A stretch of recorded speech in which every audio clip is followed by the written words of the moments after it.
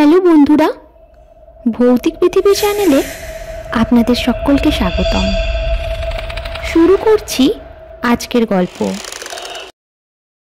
গত পর্বে আমরা দেখেছি কিভাবে তুহিন স্যারকে ভয়ানক শায়েস্তা করেছিল কোনো এক অতৃপ্ত আত্মা।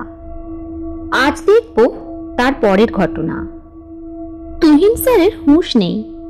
উনি যে এই অজ্ঞান হয়েছেন টানা 2 দিন বিছানা ছাড়তে পারেনি।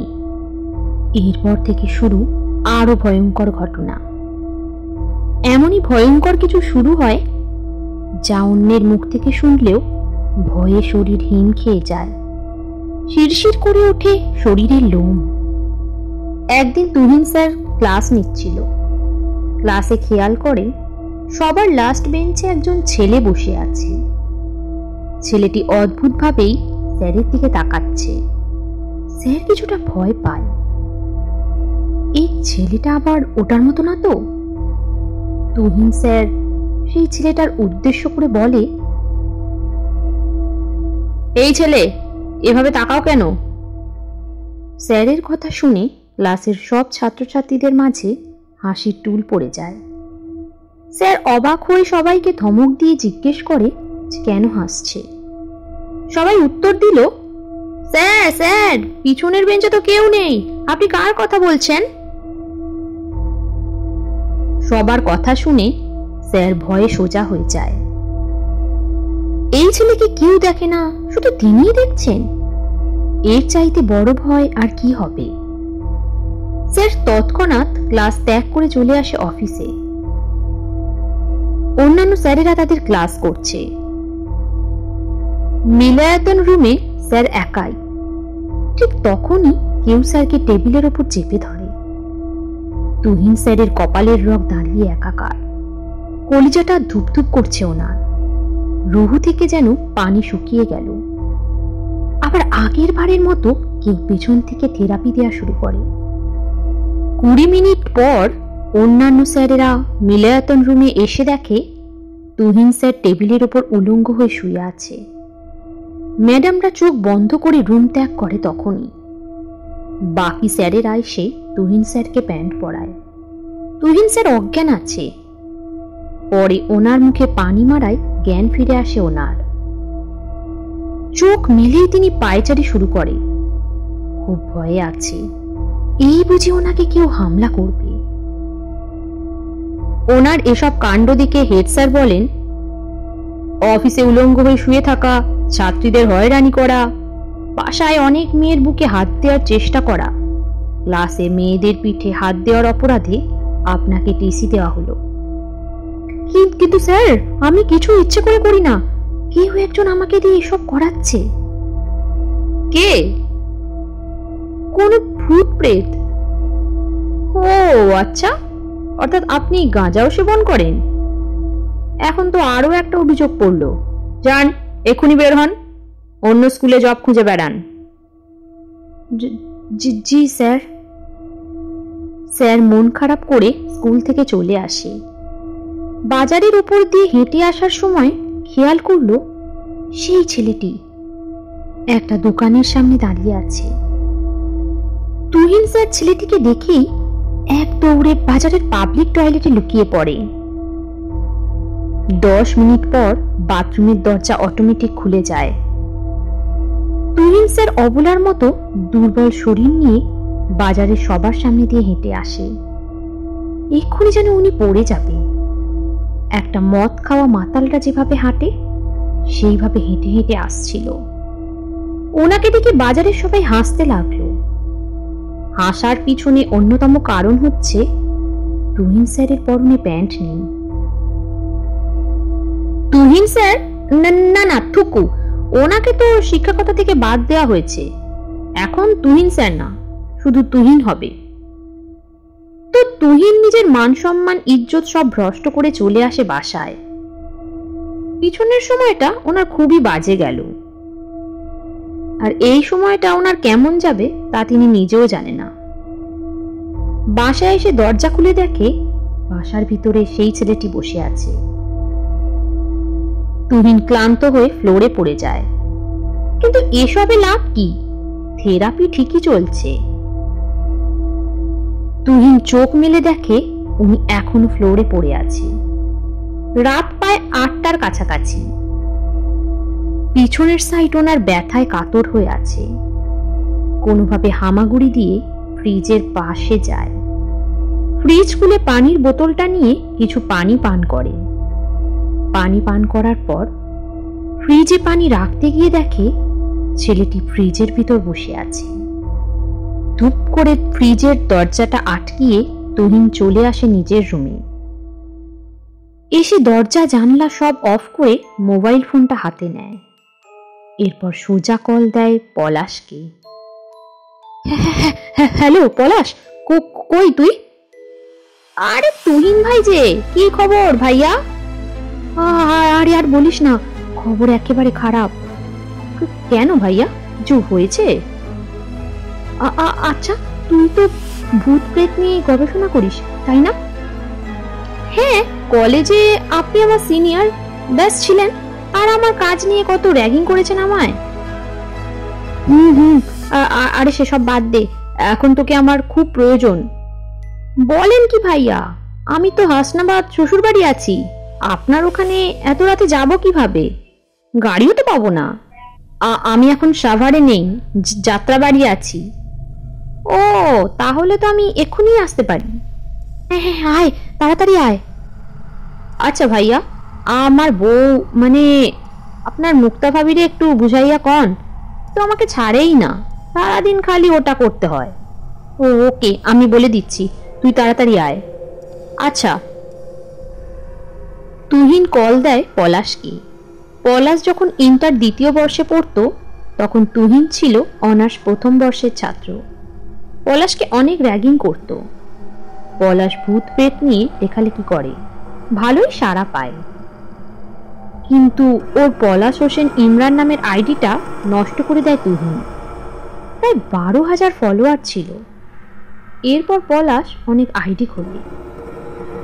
তুহিন সবই খেয়ে দিত। এখন সবুজ রানা নিয়ে আইডি খুলছে। এইটা আর তুহিন খায়নি, খাবেও বা কিভাবে? ওনাকেই তো খাচ্ছে একজন। একদিন পলাশ কলেজের পুকুর পাড় থেকে একটা জিন ধরে। তুহিন ভাবল পলাশ হিরো সাজার জন্য এসব করে আসছে। এরপর তিনি পলাশকে পুকুরের প্রাণীতে প্রায় 2 মিনিট চুপিয়ে রাখে, শাস্তি দিয়েছে। আজ সেই তুহিন হেল্প চাচ্ছে পলাশের কাছে। অদ্ভুত প্রবণতা। পলাশ সেই রাতেই রওনা দেয় তুহিনের বাড়িতে। রাস্তায় রিক্সা, বাস যাই পেয়েছে অনেকক্ষণ সময় পার করে বাড়িতে আসে।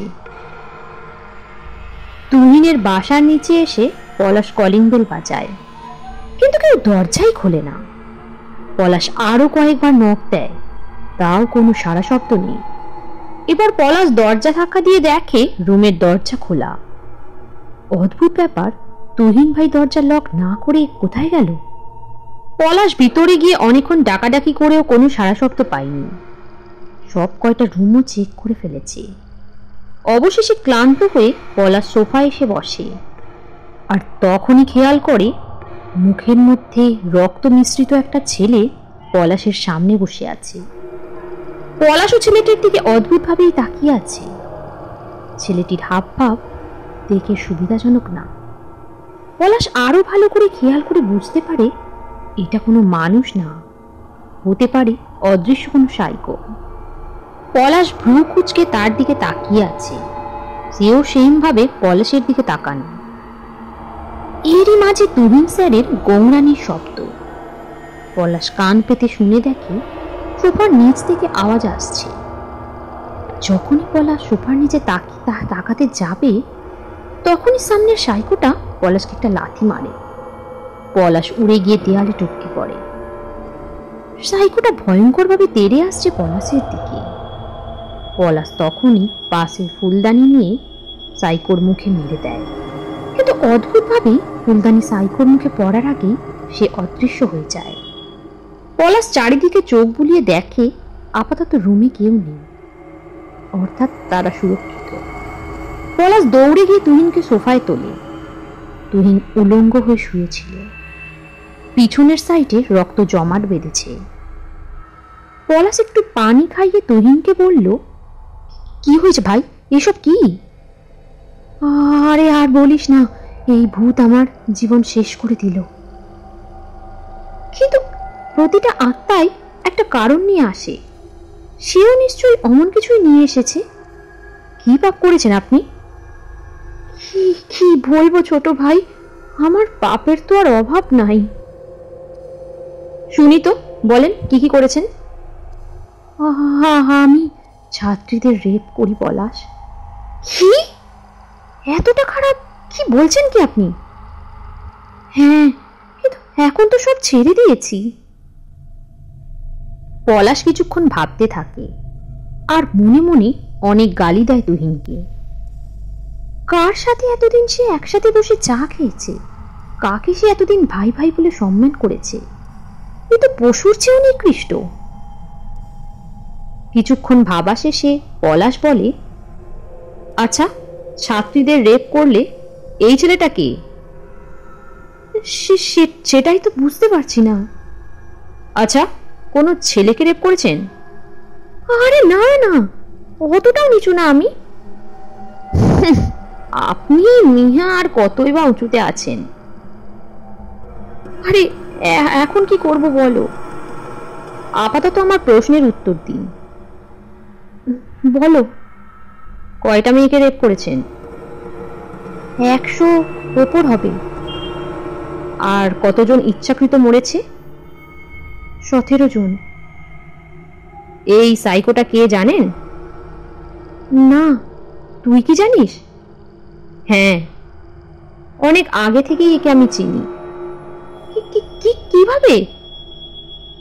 আপনার শাস্তি পাওয়াই উচিত। একজন স্যারের কাজ শিক্ষা দেওয়া, কয়েকটা জীবনে ফুল ফোটানো, স্বপ্ন ছোঁয়ায় সাহায্য করা, সেখানে কিনা আপনি নিজেই তাদের জীবন নষ্ট করতেন। আমি এখন বাহির থেকে দরজা লক করে যাব। আমার মনে হয় আজ রাতেই আপনাকে মেরে ফেলবে ও। না না না না না পলাশ, প্লিজ প্লিজ আমাকে ছেড়ে যাস না। পলাশ, দাঁড়া পলাশ। ওদের কে শোনে কার কথা? রুমে তুহিনকে একা রেখে দরজা অফ করে দেয় পলাশ। বাইরে এসে শুনতে পায় রুমের ভিতর থেকে একটা চিৎকারের শব্দ। পলাশ বুঝতে পেরেছে অদৃশ্য সাইকো থেরাপি দেওয়া শুরু করেছে। ফ্ল্যাশব্যাক। এদিকে তুহিন অনেক আকুতি মিনতি করে জানতে চায় যে সে কে, আর কেনই বা তার সাথে সে এরকম করছে। কিছুক্ষণ পর গোঙানি থামিয়ে সেই অতৃপ্ত আত্মা বলে, স্নিগ্ধার কথা মনে আছে? যাকে তুই পড়া দেখানোর কথা বলে বাসায় ডেকেছিলি, আর কি পাশবিক নির্যাতন করেছিলি। মেয়েটা হাতে পায়ে ধরে তোর কাছে মিনতি করেছিল তাকে ছেড়ে দেবার, কিন্তু তুই দিসনি। ওই দিন স্নিগ্ধার সাথে আমার দেখা করার কথা ছিল। ও বলেছিল স্যারের কাছে পড়াটা বুঝে নিয়ে এসেই আমার সাথে দেখা করবে। দিনটা ছিল আমার জন্য খুবই গুরুত্বপূর্ণ, কারণ আমি আর স্নিগ্ধা ওই দিন 20 জন পথ শিশুদের হাতে বই, খাতা, কলম আর নতুন জামা উপহার দেওয়ার প্ল্যান করেছিলাম। কিন্তু তোর মতো নরপশুর জন্য সেটা হয়নি। স্নিগ্ধা সেদিন তোর বাসা থেকে বেরিয়ে এসে আমাকে মেসেজ করে সব কিছু বলে ছাদ থেকে লাফ দিয়ে সুইসাইড করে, আর সেটা সইতে না পেরে আমিও পাগলের মতো রাস্তায় ছুটাছুটি করি। একটা বড় ট্রাক আমার শরীরের উপর দিয়ে চলে যায়। আমার নিথর দেহ তখনও স্নিগ্ধার জন্য দেখা করতে তরপাচ্ছিল। আমার প্রাণ চলে যায় দেহ থেকে, কিন্তু সেটা আর বেশি দূর যেতে পারেনি। অতৃপ্ত প্রতিশোধ আত্মা হয়েই আছি। তোকে না মারা পর্যন্ত আমার শান্তি নেই। এই বলে আবার গোঙাতে লাগলো। তখন তুহিনের 2 চোখ পেয়ে অঝরে প্রাণই পড়ছিল। তার সামান্য কয়েক মিনিটের স্বাদ মেটানোর জন্য এত এত মেয়ের জীবন নষ্ট করেছে। প্রচণ্ড ঘৃণা হতে লাগে তার নিজের প্রতি। মরে যাওয়ার জন্য আকুতি করে সেই আত্মার কাছে, কিন্তু আত্মা তার এই উপলব্ধি বুঝতে পেরে তাকে আর জানে মারেনি সেদিন। শুধু একটা কথাই বলেছিল, তোর আজকের উপলব্ধি তোকে সারাটা জীবন তিলে তিলে যন্ত্রণা দিয়ে মারবে। তুই এখন এমনিতেই মৃত। এই কথা বলে আত্মাটা চলে যায়। এদিকে তুহিনের সবকিছু ঠিক হয়ে যায়, কিন্তু একটা বিবেক তাকে তাড়া করে বেড়ায় সব সময়। অনেকবার আত্মহত্যা করতে চেয়েছিল সে, কিন্তু পারেনি। একটা সময় ভাবতে ভাবতে মানসিক সমস্যা শুরু হয়। ঘটনার 3 বছর পরে সে মানসিক ভারসাম্যহীন রোগী হয়ে গেল। এলাকাবাসী তাকে পাবনা পাগলাগারদে রেখে আসে। এরপর থেকে বাকিটা জীবন তার এখানেই কাটে। পাগলাগারদের 305 নম্বর সেলের দেয়ালে এখনো লেখা আছে, আমাকে ক্ষমা করে দাও তোমরা, আমি ধর্ষক, আমাকে মেরে ফেলো তোমরা।